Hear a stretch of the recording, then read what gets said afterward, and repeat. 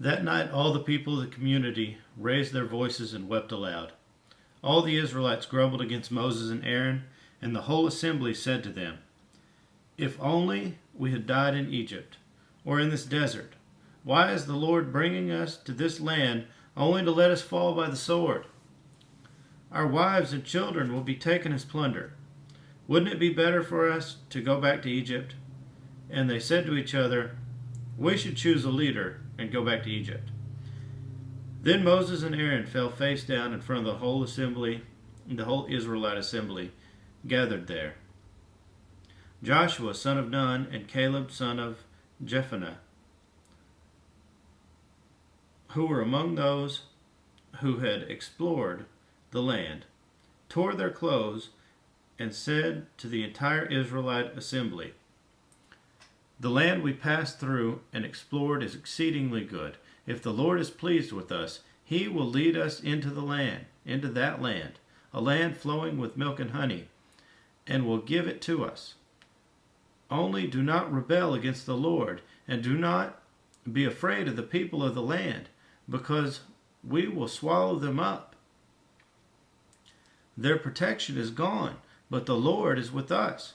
Do not be afraid of them." But the whole assembly talked about stoning them. Then the glory of the Lord appeared at the tent of meeting to all the Israelites. The Lord said to Moses, "How long will these people treat me with contempt? How long will they refuse to believe in me, in spite of all the miraculous signs I have performed among them? I will strike them down with a plague and destroy them, but I will make you into a nation greater and stronger than they." Moses said to the Lord, "Then the Egyptians will hear about it. By your power you brought these people up from among them, and they will tell the inhabitants of this land about it. They have already heard about you, O Lord, are with these people, and that you, O Lord, have been seen face to face, that your cloud stays over them, and that you go before them in a pillar of cloud by day and a pillar of fire by night. If you put these people to death all at one time, the nations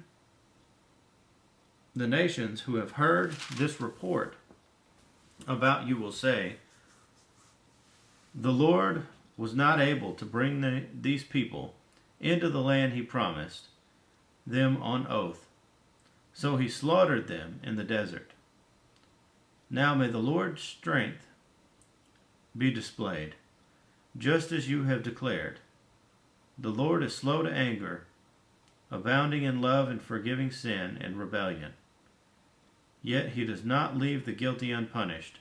He punishes the children for the sins of the fathers to the third and fourth generations. In accordance with your great love, forgive the sin of these people, just as you have pardoned them from the time they left Egypt until now." The Lord replied, "I have forgiven them as you asked. Nevertheless, as surely as I live, as surely as the glory of the Lord fills the whole earth, not one of the men who saw my glory and the miraculous signs I performed in Egypt and in the desert, but who disobeyed me and tested me 10 times, not one of them will ever see the land I promised on oath to their forefathers. No one who has treated me with contempt will ever see it. But because my servant Caleb has a different spirit and follows me wholeheartedly, I will bring him into the land he went to, and his descendants will inherit it. Since the Amalekites and Canaanites are living in the valleys, turn back tomorrow and set out toward the desert along the route to the Red Sea." The Lord said to Moses and Aaron, "How long will this wicked community grumble against me? I have heard the complaints of these grumbling Israelites. So tell them, as surely as I live, declares the Lord, I will do to you the very thing I heard you say, in this desert your bodies will fall. Every one of you 20 years old or more will be counted in the census, and who has grumbled against me? Not one of you will enter the land I swore with uplifted hand to make your home, except Caleb son of Jephunneh and Joshua son of Nun.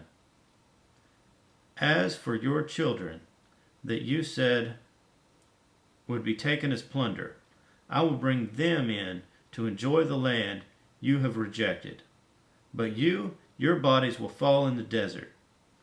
Your children will be shepherds here for 40 years, suffering for your unfaithfulness, until the last of your bodies lies in the desert. For 40 years, 1 year for each of the 40 days you explored the land, you will suffer for your sins and know what it is like to have me against you. I, the Lord, have spoken, and I will surely do these things to this whole wicked community which has banded together against me. They will meet their end in this desert. Here they will die. So the men Moses had sent to explore the land who returned and made the whole community grumble against him by spreading a bad report about it.